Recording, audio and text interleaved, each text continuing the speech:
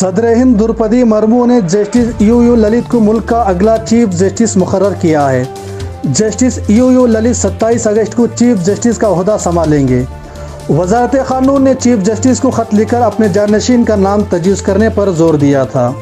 उसके बाद chief justice NV Raman ने 4 जुलाई को मरकज़ी हुकूमत को अपने जानशीन के तौर पर जस्टिस यू ललित के नाम की सिफारिश की थी।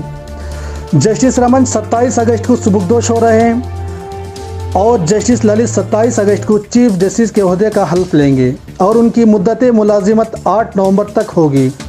वो इस वक्त सुप्रीम कोर्ट के दूसरे सीनियर तरीन जज हैं।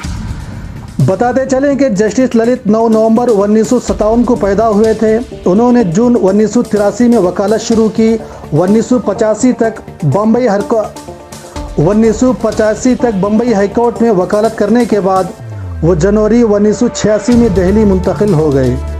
अप्रैल 2004 में उन्हें सुप्रीम कोर्ट में सीनियर एडवोकेट का दर्जा दिया गया।